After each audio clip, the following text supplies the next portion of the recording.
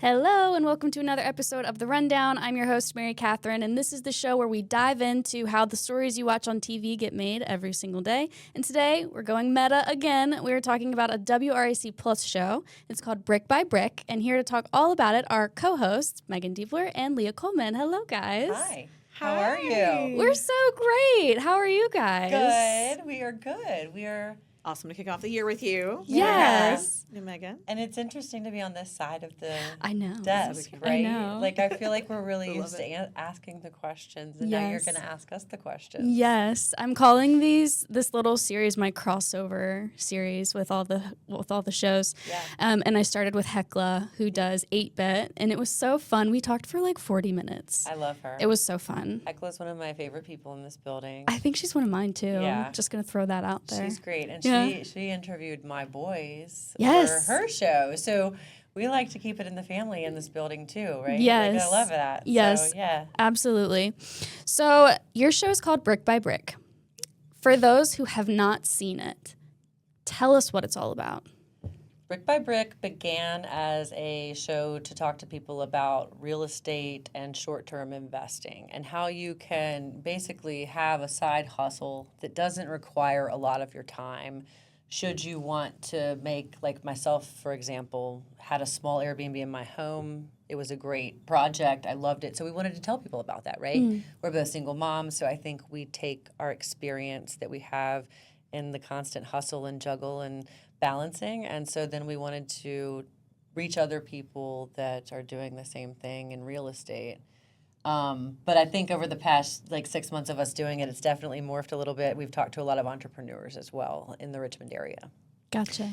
Yeah, What people building the community. That's what I think. Building Richmond, the stories that are building cool. Richmond, the people that are building it. And I think so often when you talk to entrepreneurs across the board, you find that they invest in real estate. That's oftentimes what we hear. And so I think we have a lot of overlap in the people that we've spoken to. And then we have a lot of exciting stuff planned for this year in terms of the guest lineup. Yeah, very cool. Yeah. And you touched on it a little bit. You're both single moms. You're both from the area. But could you just give us a little breakdown of who you both are? Yeah. Leah, you start. Sure. Okay, cool. Well, Leah Coleman, I am from this area in Richmond, and I would say by way of the region of Hanover is really where I grew up.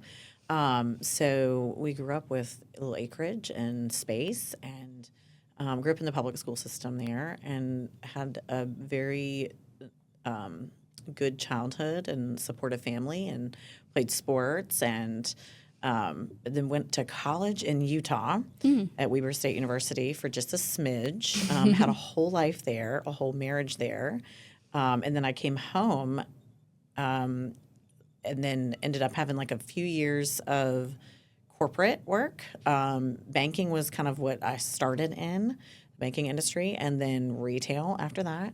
And then when you would see all those shows where people were flipping houses and doing these transformational makeovers and real estate on HGTV, I would say my interest got bit by that bug. And I'd learned about a gentleman that came to Richmond from San Antonio, Texas, and he was teaching, strategies in that.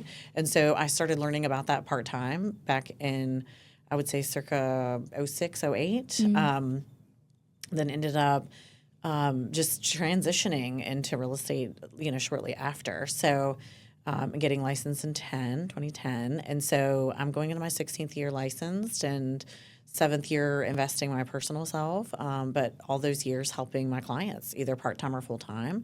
Mainly my clients are portfolio type clients. So it ended up being a little bit of a niche that just morphed organically from my own work and involvement with working with investors. Still do help first-time buyers, sellers, or those transitioning, into second homes, third homes. I also have resolved to believe in studying this work and the climate, that we're all in as well, with the inflation on the rise and, new demands on everyone's income.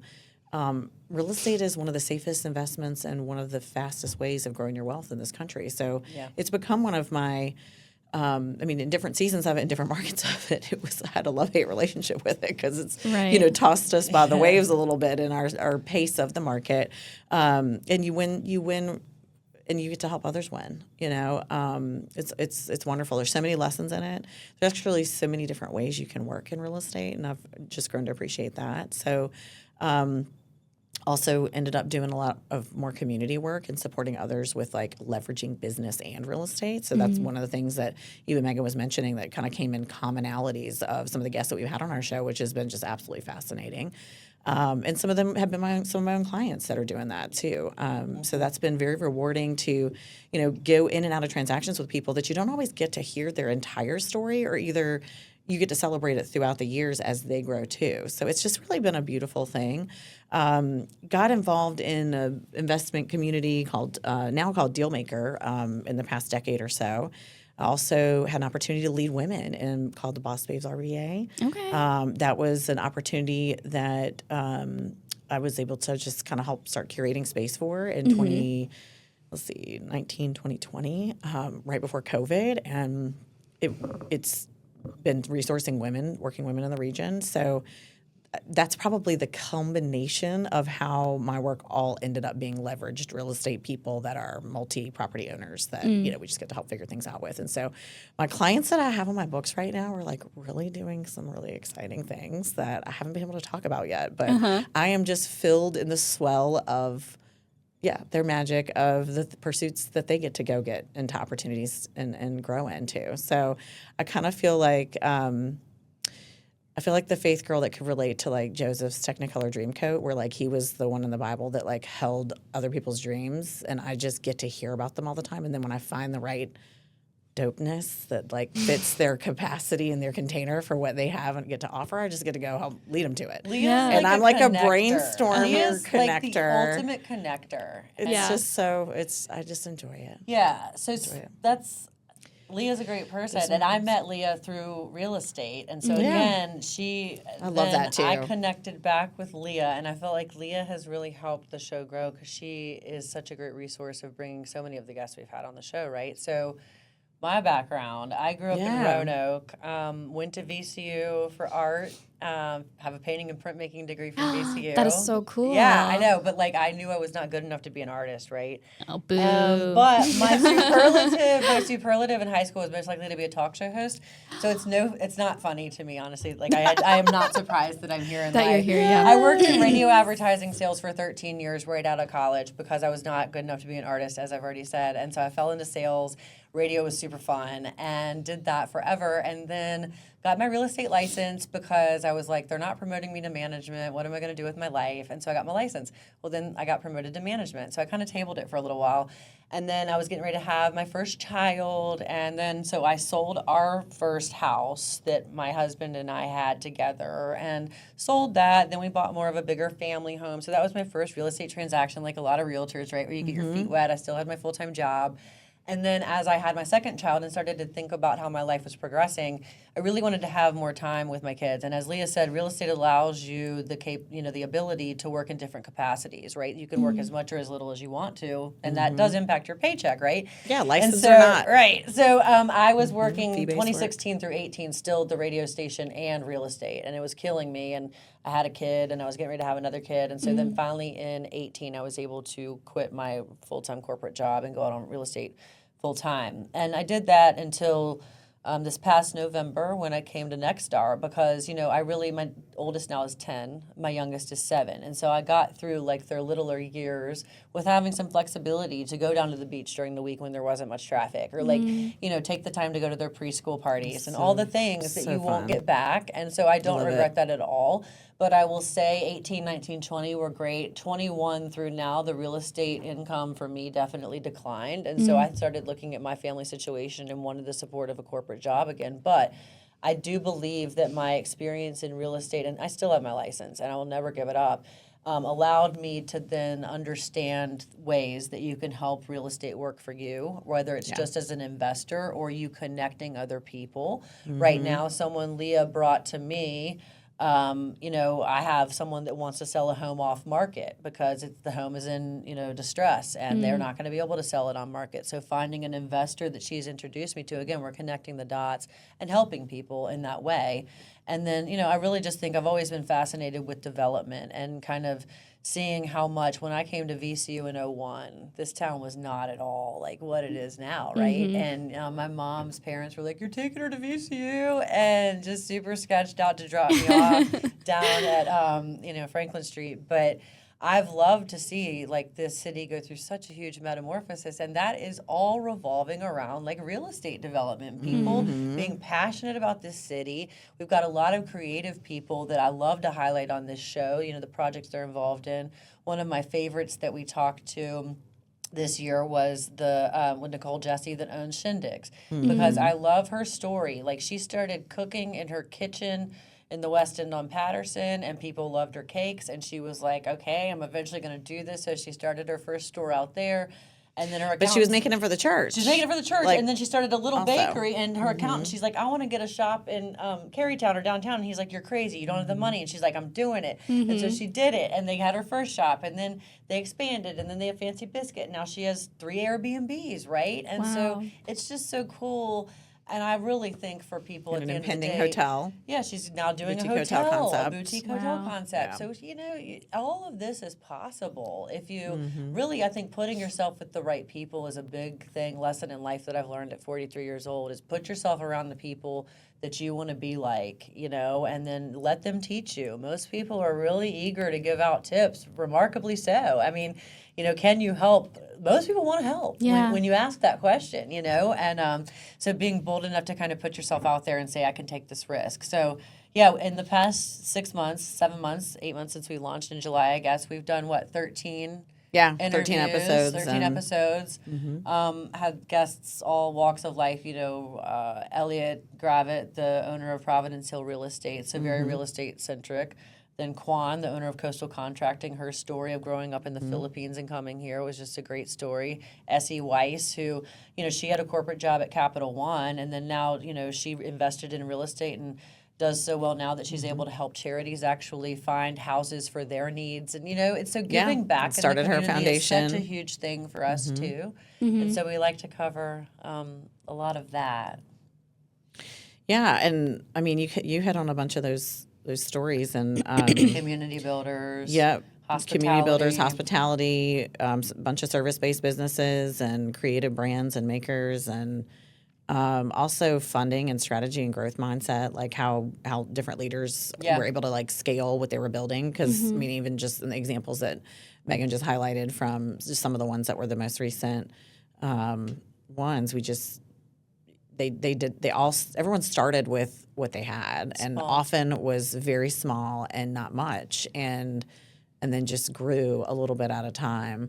And I think that's amazing, because it's not going to be in life. I think what we're all learning is like we don't have to feel limited by like our age, or even if like right now someone's limited, feeling like their circumstances are limiting them. There's a book by someone that I can't wait to have on our show this year. His name is Chuck Glover. And his book title is like The $5,000 Millionaire. Like, he started small, and he was a former teacher, and he's got kids and grandkids and just a wonderful family. And his story's been honestly absolutely dreamy to follow. But he started with private money investing in real estate projects at that amount. And most people just think, what in the world can I get into at that amount? You can get into a lot. And I've got a couple. In other words. Yeah, and that's what we want to help I usually people start mine at understand. 10 for my company, but like, Yeah. if someone just had 5, I mean, it's interesting. I didn't have any success pitching for 5 this year when I needed it. But if you ask for 100, sometimes people are like, "Oh yeah, I got that in my retirement account or my savings sitting." But you're constantly putting deals together for people where their earnings may be based on return on investment, such as interest on a certain amount of time and terms, and then also, the benefit is sometimes you could do equity. You can share that. You could share cash flow on it. There's so many ways you can just creatively do stuff to get it done. And I think when we talk about that, people interesting. don't understand what we're talking about, though. You know Yeah. what I'm saying? When So you're like, oh, we'll you can be pull the going equity into out. that Yeah. more. Yeah, to get, I think, Yeah, a little I think bit more we'll into go how into you more can of that actually this year. take money and invest it and what you do with it, or like creative financing options that, like, there's a lot of people that work here on the sales team with me that are in their 20s, right? And I'm like, y'all, you need to buy a house now. And they're like, well, how do I do it? I'm like, easily. Like, let me show you the way. right? I mean, I think one of the get you best things I started. ever did was I bought my first house at 27, and you know, it's like it I love seems that. like a We're lot both in to our get- 20s. That's yeah. another thing we can clock. Both of us are I think cancer it's survivors, important. and Yeah. mine was So- 21 or 20. Yeah. That's young. Yeah. Yeah. Do you Well, own a I house just- yet? Do you own a house yet, Mary Catherine? I was just about to tell you guys, I'm freshly married, 4 months married, Yeah. and my husband and I have only ever rented. Yeah. So we're renting this cute little rancher right now, and our goal this year is to put all of our extra money into savings accounts so we can have a really big down payment and get a house within the next year or two. There you go. There you go. Good for you. And There you go. thank you. Yeah, We're it'll so be the best thing excited. you'll ever do. It'll Yes. seem really stressful, but then you'll always have the equity you build in that to leverage, right? And that's what, you know, the reason I'm not a good realtor is I tell people never sell anything. Don't ever sell a house. The minute you buy I mean, a house, unless you have to, with unless you have circumstances, to, but yeah. you keep that equity and you pull from that equity to buy other things, okay? And so that's really the biggest thing that I want to teach people, because I wish I had known that with my first house, and Yeah. I didn't. And you know, nobody taught me that. I didn't come up with a lot of money or wherewithal about investing or any of that, and I've been very self-taught and surrounding myself with people that have helped teach me. So again, I think it's great when we can pass I know that on. we got to talk about a plan for Maegan that We've talked about several plans like for several Maegan. different tracks and Maegan's plans. been, I mean, I have and a it's rental like real property. cool. You know, I've done things, and so yeah, you got to kind of talk to your people sometimes and vet opportunities. I've got an opportunity right now that I'm just not sure if it's going to be able to work for me numbers wise, right, or threshold pain wise, but to be able to have the deal in front of me and be able to look at it is an opportunity that I'm going to look at, and I feel privileged every day to have opportunities and friends and connections like Leah, and I can't wait to see what we do this year, because I think as we assess the past year, what do we want to do, where have we been, where do we go, in talking to all these cool people, we're like, dang, there are a lot of really awesome people in Richmond that are building stuff beyond real estate, Absolutely. building businesses, and get a little more into the entrepreneurial side, you know, of people that live Leveraging here. it. Yeah. Well, if Multi-income someone streams. were to come to you who has no idea how to invest in real estate or what the first step is, like I come to you and I say, I'm ready to buy my first house, and I also would like to rent out a property or do something. What are the steps that you would give me, the easy first couple of steps? Because Well, it sounds really scary to me. It sounds very scary. Yeah. And so here's what I would say. You know, here's the thing. They tell you to talk to a lender first. But I will say most people talk to a realtor first because more often than not, hopefully you have a relationship with someone, right? And if you don't, I would ask around. Or like in this case, you know me and Leah. Because I think it really helps to sit down and look at what you want to do long term, right? Like most people don't live in the same home 30 years anymore. But to live in a home 30 years and not be able to tap into that equity would be stupid. So let's sit down and think about, like, are you a 30-year or do you want to live in your home 30 year? Well, how can we tap into your equity then? Or how can we find something for you to buy now that has an ADU, accessory dwelling unit, or has a duplex, or has, you know, a small attached unit that you could rent out, for example, that basically you're having your first, second mortgage floor almost basement. paid for on this first What one level you would live on to and pay down rent the your other. equity, gain your equity sooner, and then after you get to a certain amount of paid down on that mortgage, for example, 20% paid down, and you've got good credit, then you can pull a HELOC out or something like that, home equity line of credit, put money down on the next thing that you buy. It's called laddering, right? So that would be my biggest first-time buyer. Sounds so scary. But if you have an advisor Yes, you yes. trust, it's not. Yeah, and yeah. that's where you're a trusted So advisor. you're opening your agent mind to should also different be a thoughts of consultant how to do you. things. And if you Yeah. find your agent is just very transactional and not able to give you some of that guidance, I would find another agent. I would also find a lender that you feel comfortable telling your financial issues to. I have a lender I love, and I've used her for everything, and she knows my debt, she knows my dirty laundry, she knows the skeletons in my closet and everything, because if you don't get that out now, it's going to come out at the closing and you're not going to close. So it's challenging, trust, yeah. it's relationships, I think, like in anything, And right? different lenders have different access to different products. And a lot Yeah. of people that get into real estate, sometimes if they only talk to maybe just one realtor and one lender, depending on what the advice is that they get, they may or may not feel comfortable with that track or plan. I say talk to more than one. Sure. maybe interview a couple and just find what suits your style, and then also go on and do the pre-qualification process. It's free. Yeah. There's nothing to lose in doing it, only a couple of inquiry points on your credit report, which is not going to Like 2 or do 3 anything to, harm your score or anything. And just see what they say. And again, not all realtors are the same, and not all lenders are the same, and even some people might start with like the banking institution that they bank at. That's a common thing. Sometimes they come to us with already doing that. And I still want them to have like another, maybe like a brokerage style lender to like price and compare with. You can get what's called Yeah. a loan estimate sheet in the beginning, and that kind of helps you compare like your apples to apples and see, where the interest rates are going to be different between the two differences of both, tracks or both professionals you check with. And then you can check the payment difference, the fees structures differences, and some of the stuff. A lot of people don't realize that like a lot of that stuff can also be negotiated. So I love that the experiences that we've been able to work and grow in throughout the years help us to know also what levers to pull, strings to pull, what conversations to have. I've had I just came out of a really challenging transaction where it took my inside job of banking, knowing like the internals of like the whole process and how many people touch a file to kind of climb up the entire chain on this one lender that was involved in one of my clients' transactions. And Was that what it lender ended with up the working.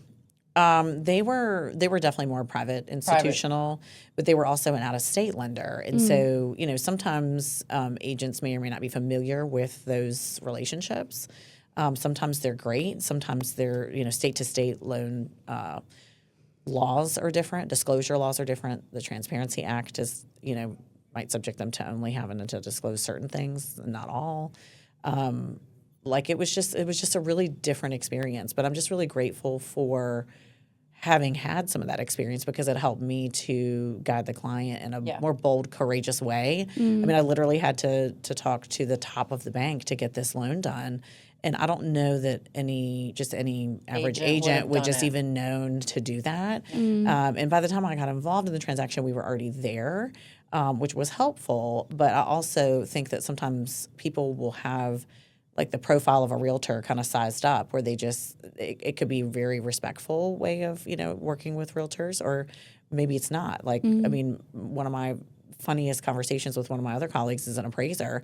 He's like, I would love to do a show at one point where we can talk about like how realtors and appraisers should really get along and really be able to become friends and talk through things. Like, I'm an advocate for the property values. Like, we should be able to talk and not be in disputes all the time about them, Right. And so, but I say all that to say, even knowing some of those innards of banking, I mean, it wasn't until I talked to him like, you're actually dealing with 3 ex-bankers on the other side of this transaction.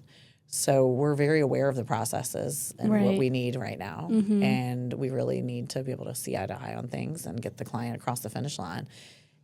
I don't think until I had the conversation in that way that it helped the collaboration become more peer-to-peer, professional to professional. Well, and like to that And point, that was like, it leveled the playing field a little bit, if it makes sense, versus like being involved in a transaction, advocating for your client, and the client really not knowing and hearing those conversations because they don't usually, and they client doesn't know won't. any of this. I think And that's why so it's so these scary, are though. the things sometimes that like people don't think that professionals like ourselves like are capable of doing, but that it ends up being part of our job to I'll be really real truly honest. advocate. Like, here's so. the thing: I had to get out of real estate because good. realtors get no respect, and I think there's good and bad realtors. Well, I'll say it. It's not my full-time job anymore, so I'll say it. And so I think I got really. I look sick at it of like advisory because more I was now. like, how? I mean, I felt like there was like a doubt. Like, well, are you really telling me the right thing to do? And I'm like, look, I mean, I'm telling you what I think is the best thing to do, right? And that's as a realtor, you can give your client advice. I think it's a hard position to be in real estate right now because I think a lot of the, question that came up in commission rate and stuff. Like, what do you, as a potential buyer now, what do you think you have to pay a realtor when you use a realtor as a buyer? Like, have y'all talked about that? Are you aware of any of that? See, that's what I just, Yeah. I'm so I'm there's flying fees, blind. there's I don't know. commissions. Oh, yeah, we gotta help, Yeah, we gotta and help like, with all that. I There's would- down payment money, there's closing costs, there's right. grant money, access and incentives, there's And I feel like most of the time as a there's a lot of first-time things. buyer, the person that educates them on that is the lender or the Yeah. agent, right? Or like a first-time buyer home class or something like that. But it is an overwhelming process at first. And I think having the human interaction with a real estate transaction, I don't know if it can ever go away. And so I guess I feel like the money that you pay to a realtor should be so justified. Yet I guess Yeah, I feel it's like we super get so much informative. scrutiny for it because oftentimes people are like, God, well, 3%, that's a lot, right? And I'm like, well, but you understand I have to pay my broker 1% and I pay taxes 1%. So I get 1% of the 3%. So I think it's always been interesting on the realtor side when you start to look at things that way and the service that we actually do provide. Because I guess what Leah's saying is so true. There's a lot of steps throughout the entire real estate transaction process, and having someone in your corner to show you the way is worth it, right? Like you wouldn't go to court without an attorney. Right. That's the way I put it typically. So I think paying for someone for their guidance is generally worth it. Yeah, and when Yeah. you put it in such plain language, I mean, to have an advocate, Yeah. who doesn't want to have someone advocate for what Right. they want, what they're looking for, and who also doesn't want to pay that person afterwards? Well, you know? yes, I know. It's so interesting. It's people are like, well, I can do this on my own, and I would use the logic with people. Are you going to pull your own tooth? I'm like, I go to my Right. dentist. Right, It's like, go to an 'cause I don't expert. trust that. Yeah. Yeah. So therefore, I guess I love now where I am in life because I can be kind of a consultative realtor, right? I don't have to rely on every sale still like Leah, and God bless her, because I think right now in the real estate world, that is the difficult thing right now. Rates are still not as low as everybody wants them, but I will say rates are lower than they have been. So for anybody that's out there right now thinking about getting into the market to buy, we are seeing somebody last week closed with like a 5%. So, Wow. yeah, it's That is a lot buy down better. rates. If you Yeah. have good credit, there's a lot of positivity going forward. Yeah. We're still not seeing a lot of people come off of those 2.5% and 3% rates that they have if they're sitting on their homes right now. But you know, there's a lot of new construction going up and opportunity out there. And I would say find a resource. We're here for you. Yeah. Yeah. Yeah, I mean, I'll tell you, since we're probably overwhelming you, MaryCatherine. With No, all the I'm different soaking things in that, all like, the knowledge. I have that more and come more in questions. to this Don't be space. So, I mean, just for quick perspective, they were saying that our role is one of the most stressful jobs, like as far as leading stress jobs in the entire, world. One thing that I just decided to throw in some research on really quick while we're sitting here and talking was how many roles does a realtor actually play, or a real estate professional play for helping the clients? There are 15 of them Wow. with about 4 to 6 bullets under each. Wow. So Therapist. there's so much. Shoulder to cry on. So and they break it down in what a buyer journey looks like or a seller journey looks like. So this kind of content that we're covering, in brevity here with you is also something that like we can send out to people. So Yeah. anybody that wants to get in touch with us at Brick by Brick, it's phenomenal that we'd be happy to help you with. But yeah, I mean, discovery and strategy, market education, property curation, offer strategy, what happens once you get under contract, inspections, appraisal, lender stuff, risk navigation, repairs, renegotiation. I mean, a lot of people don't realize that you're actually doing all of this throughout this track of about 30 to 45 days. Right. Closing concierge, beyond the keys, your equity planning, you're helping them have a renovation or rental strategy, and also long-term advisory. For sellers, it's strategy and pricing, property positioning, marketing launch, offer evaluation, negotiation and contract, the under contract process too, closing execution, and next chapter. Because next chapters, sometimes you're helping them sell one to go into the next chapter. Right. But sometimes they've already got their next chapter planned. It might be relocation. It might be just like consolidation, downsizing. There's so many reasons that people move. And like Maegan said, we're fan on telling everybody, hold on, hold the houses, hold the houses and hold them 2.9 mortgages if you can. But you also can seller finance and do subject to financing with the lower interest rates. So there's all kinds of creative strategies where you can still make moves even if you wanted to hold the asset, the property, or the note itself. People have no More clue seller about any of financing these is things. popping up now because if they Because need of to those sell. rates. Yeah, because of the rates. And So if we're somebody seeing like that lost a more. job or something, you know, like there's ways that people can really Yeah, help because it is you, interesting so. when we encounter people. Oftentimes, like it's you guys are getting married. You're married. You're happy. You're great, right? But you guys might argue about where the TV is going to go in the living room. Okay, that would be like that kind of couple, perhaps. Or like, which closet do I get? But then on the other side, like I'm right now. Unfortunately, I sold a home to a couple that they had only been in it for a year and then they broke up, right? And so you have those stories where you're dealing with like really like that hard aspect of having to buy or sell a home. And so you get the highs and the lows, and we are much the counselor and advisor and all the things. So yeah, when y'all get ready, let us know. Would you be the people that would consider a rental in your home or like an ADU or something like that? Like what have y'all talked about? We have not talked about any of that. I don't know if it's ever been something that I've actually thought of, which is surprising to me because I come from a family of businessmen who Entrepreneurs, hustlers, my dad and my grandfather and his father before that started a grocery store in Hopewell. So we still have that grocery store. It's over 80 years old.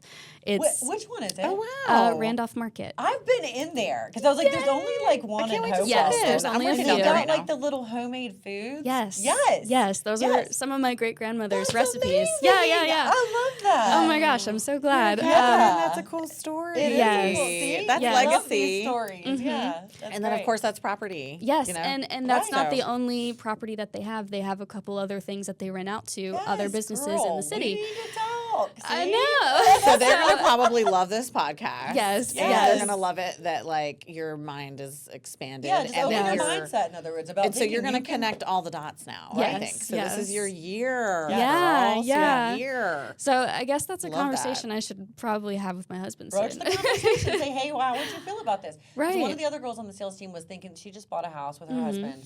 And she's like, well, they were going to do a room renting out a room. Oh, yeah. They couldn't find the right house to do something outside of it. And so I don't know that they really, see, personally, I don't want somebody in my house. Like I know. I don't either. I your know that personal for space. sure. One of our friends, Caitlin, that we had on the show, she started that way with a house in Oregon Hill where she just rented out the room. I wouldn't feel comfortable. Mine was a basement that walks out, so we never had to see the person, right? So like a mother-in-law yeah, so suite that kind of. worked for us, or like ADUs now you can definitely get permitting for in Richmond. But But I how would long bring have- it up to him. See, Yeah, and how long have people been living as roommates, Right. and room, house sharing with other roommates, renting each room? So it's still very common, whether it's something that's comfortable for you guys at this phase or not. It could also Yeah. just be the season where it's just, you want your space occupied fully for yourselves. And also, if you rent your own home out for only 2 weeks out of the year, then you can get some major write-offs on your taxes too. So, like, there's things there. If you just did it 2 weeks out of the year where you go on vacation, you rent Yeah. your own home, you lock everything up, and then you get to write it off as a rental property.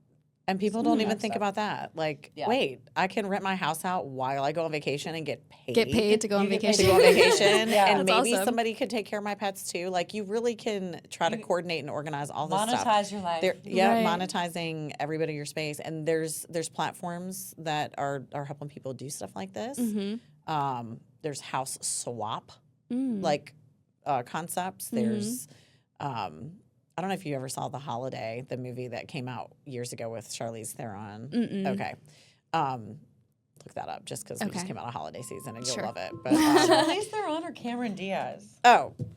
Wasn't it Cameron Diaz? I it feel might like be it Cameron was Cameron Diaz. Diaz. Yeah. think it was. Thank you for the correction. Yeah. But yeah, so that's a story of a swap. So Where they on swap something homes, similar, yeah. and I think because we're also going to have a lot more nomadic living. The other thought that I was going to tell you guys was, like, how the inflation's really applying pressure in every income class of people as we know it, right? It's not my belief that everyone in the U.S. is going to stay, with the common generation before us that, bought in Florida or retired to Florida or Arizona and some of the Right. other popular destinations for retirement in the U.S. So I've also began a track to help people try to start some relocation and investigative trips in the top 10 countries to expatriate to. So that's another thing that's like going to be coming in 2026 for topics of discussion. Yeah, and I think people really need People are to. thinking about really going other countries to retire now. Right. Yeah, or like instead of doing a 1 week vacation because it was standard in our culture to do that, like why not do like a month or two and rent your space out or monetize it or just just take the time and go stay elsewhere, and work from there. We can work remotely now too. It's just everything is so different. So yeah, we just really invite people to embrace like new ideas, concepts, experiences for themselves.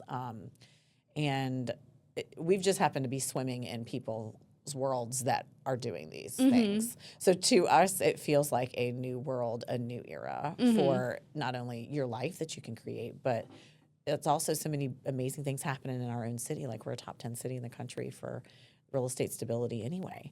So it's just fun to just be a part of what's happening in the region.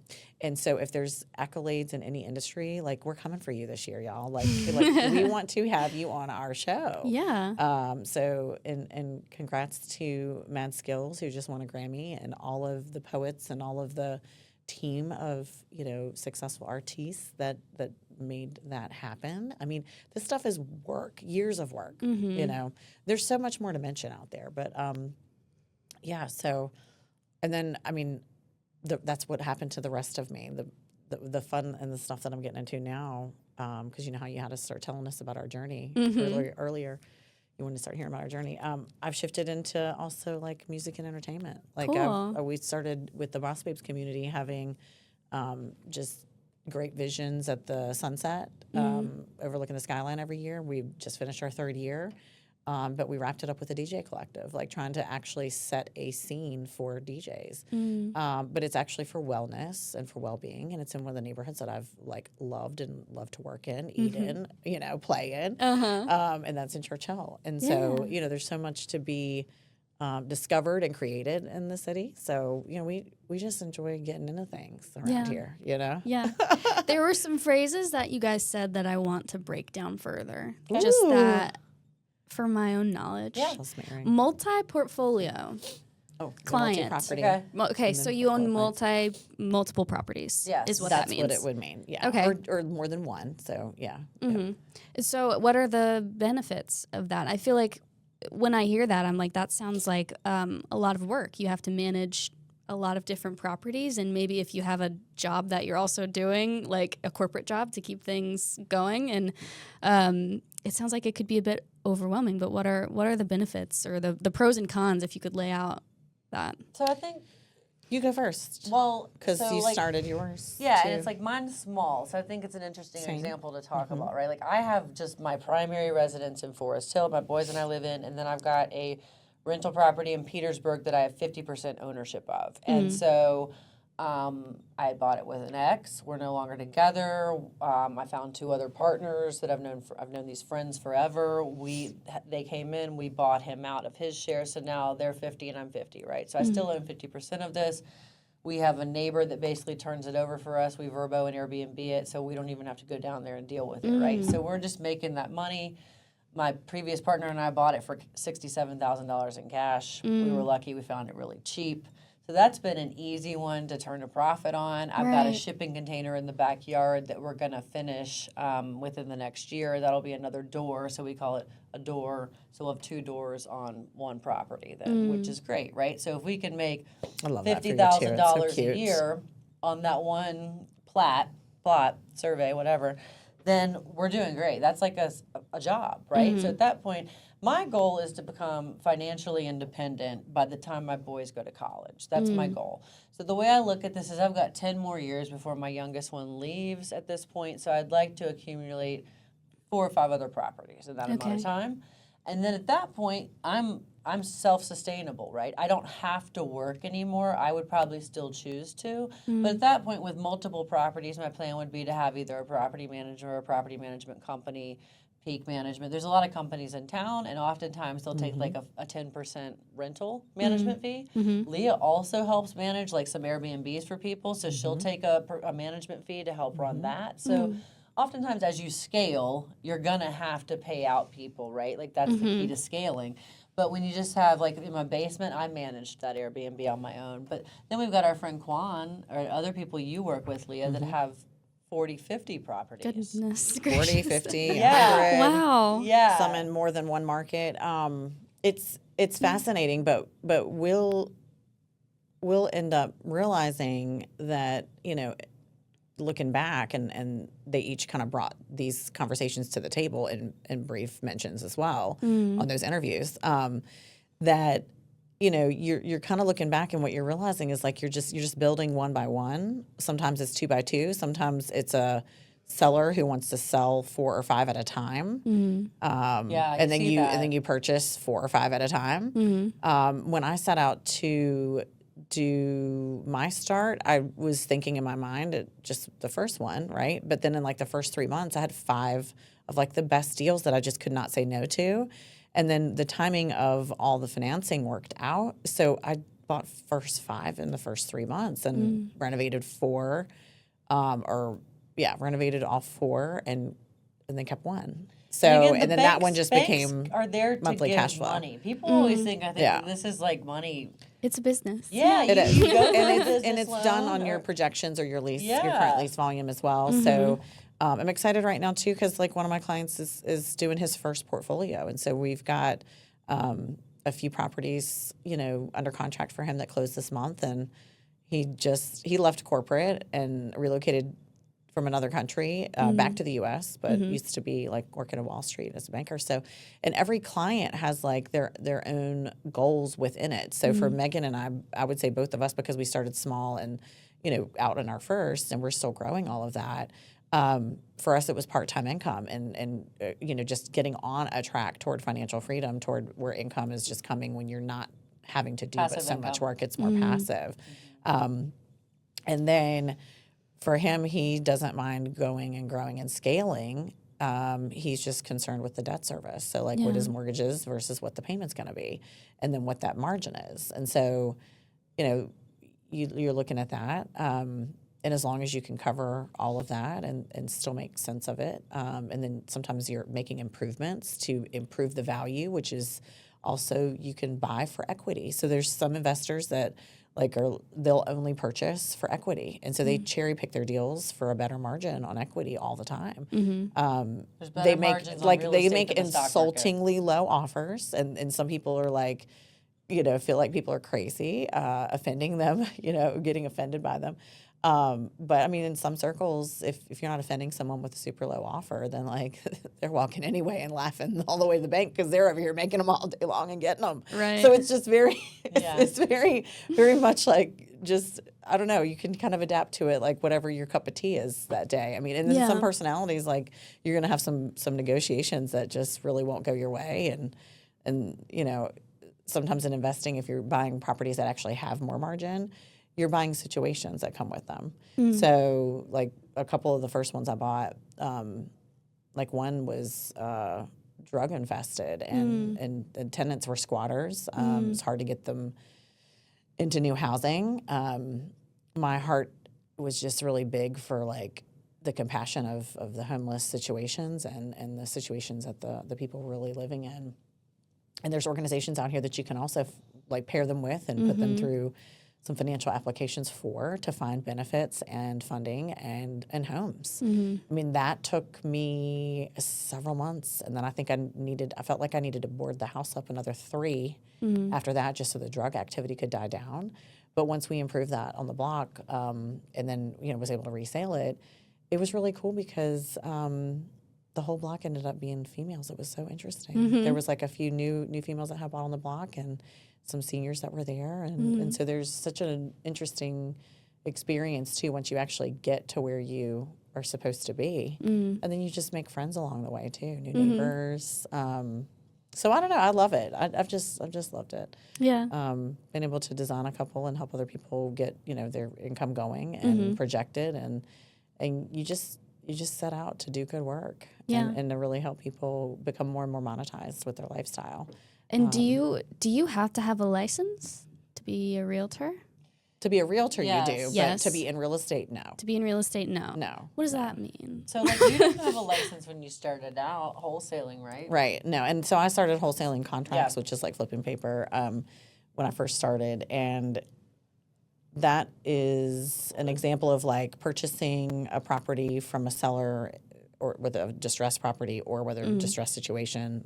This case, it was upside down on their mortgage. It was an awesome pharmacist who owned a 4-unit quad in Churchill at the time, and he unfortunately had just really a whole string of tenants that each one back to back ended up destroying the property or didn't pay or something. And so it really started causing a cash flow problem. Right. And a need for more money to sink into the property to improve it and get it rent ready for the next. And then he was experiencing only the same thing happening again and again to himself.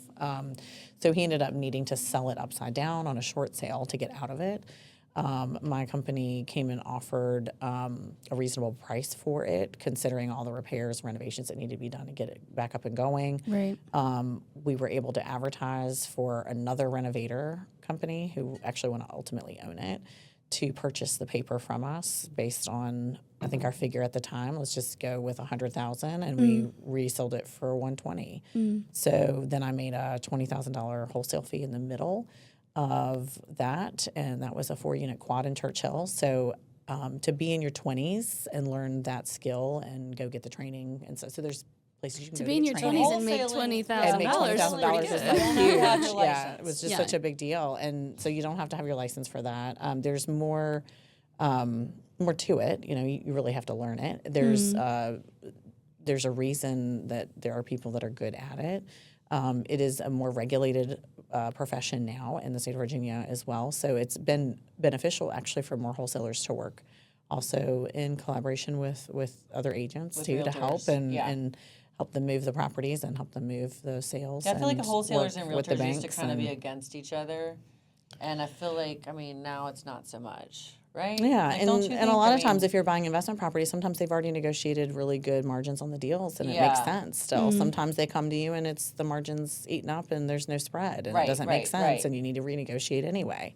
But there's also a strategy called wholetailing where you buy something wholesale and you do minimal to it and you put it on for retail and resell and make a spread. So there's all kinds of ways you can do it. You can flip. You don't have to be licensed to flip a house. You can just purchase. And sometimes people are first home buying actually a rental property or a flip before they buy their primary residence. That was my case. I did that first. Yeah. So anyway, so sometimes your track can be unconventional Different, yeah. and Yeah. different. So it just depends on what you're used to. Yeah. But yeah, that's probably why I love that neighborhood so much. I mean, it kind of holds my heart. Yeah. And started there. So That's but awesome. yeah, and then I was working with a girlfriend. We were in retail management at the time, so we just split the $20K. It was great. Hey, That's lovely. Jonna. Shout out. Yeah. Shout out. I want to end on you both kept saying tap into your equity, tap into your equity. Can you just my basic understanding of equity is just kind of investing in yourself, into your property, right? Okay. So let's say you buy a home for $100,000, right? And you're making payments on it. Let's say your payment is $1,500 a month. Okay, so at $1,500 a month, you're going to pay down $18,000 a year. So in a year, you've built $18,000 worth of equity. Okay, so each year you continue to build more equity, right? And yes, I'm about to put my earring back So on while we're on once this. you have 80 We all saw it fall off. Yes, we all saw the it fall elephant off. in You the did room. it gracefully. Once you have 80% loan to value, okay, so let's say now you've paid it down, you've got $80,000 you still owe. So at that point, you're at your 80%. The bank's going to let you take out some money of your equity if you want. So you can take out 80% of your equity at that point. So if you have a $500,000 valued home, and at this point, a lot of people are sitting on this situation, and this is what people need to realize, I think, is that if you've got a $500,000 home now that you bought for $318,000, because a lot of people have seen a $200,000 upswing in their home value, right? So they're sitting on $200,000 or $300,000 of equity in their home.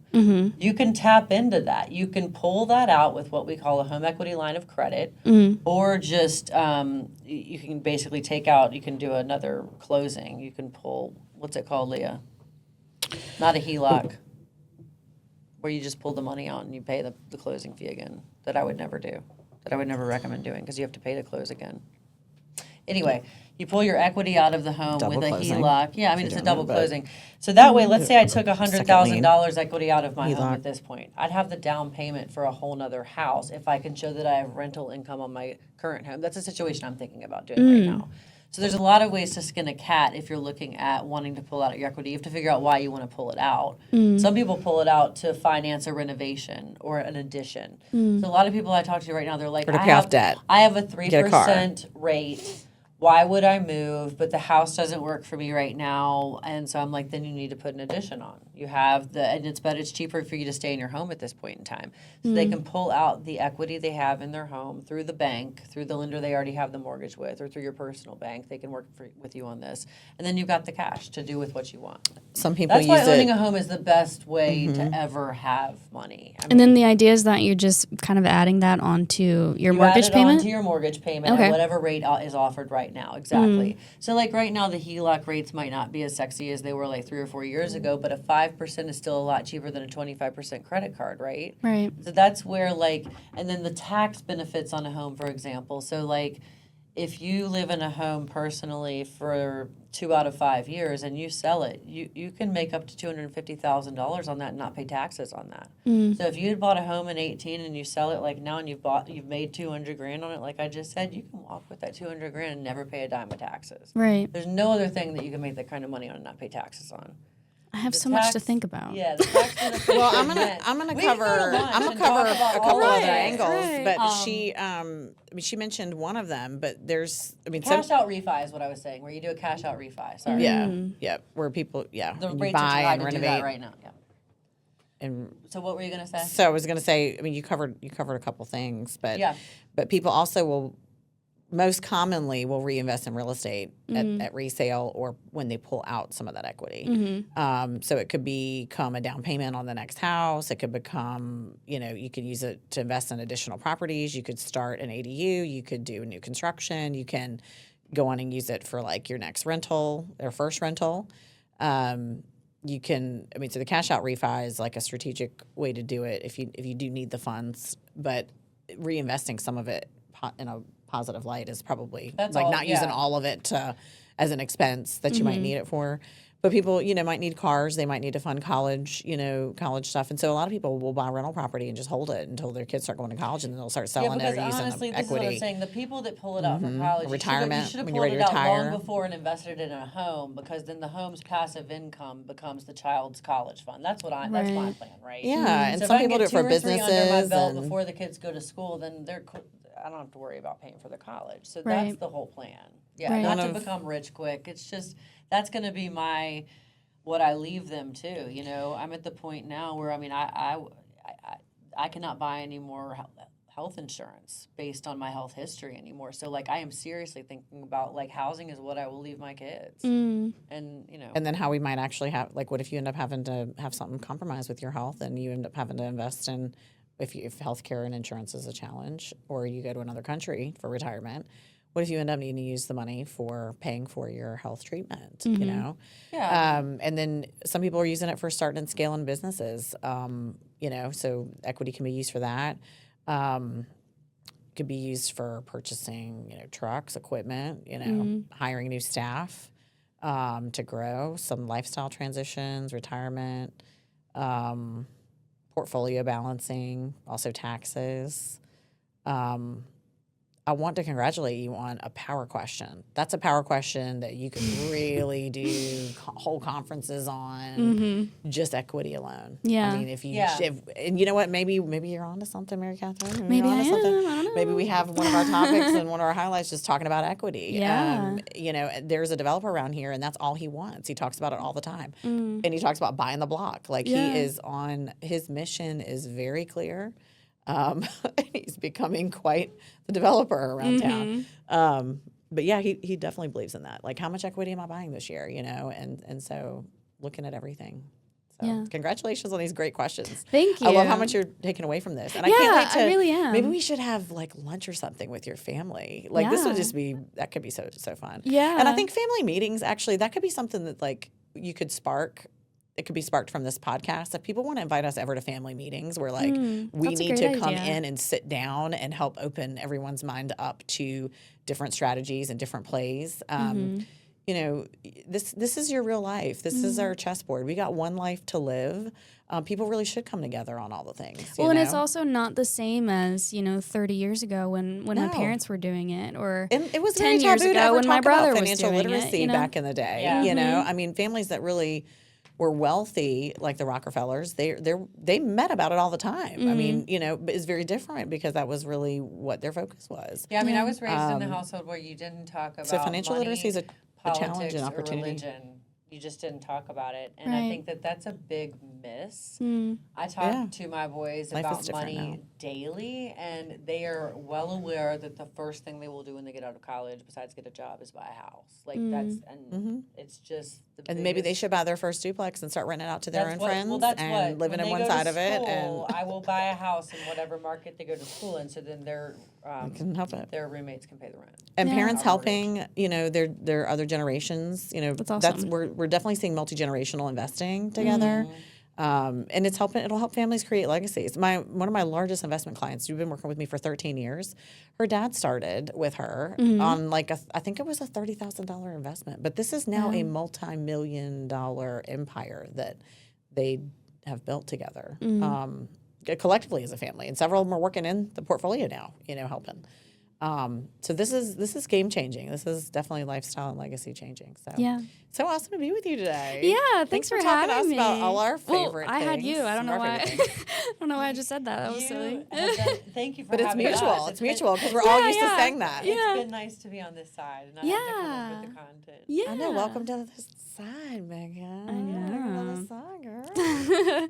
Well, you can find more episodes of Brick by Brick on our website, WRIC.com, under the Watch tab. Y'all are coming out with some really fun ones this year. You told me before. I won't give anything Ooh, away. it's gonna be like But about to be good and juicy. And we're gonna be talking about things that not a lot of people talk about. That's why we need to, enjoy growing these algorithms and enjoy growing an audience, enjoy giving people the knowledge and the drops and the drip. And we're in a new era. That's right. Welcome to it, people. All right, we'll see you next time. Thank you. Thank you. Bye. Bye.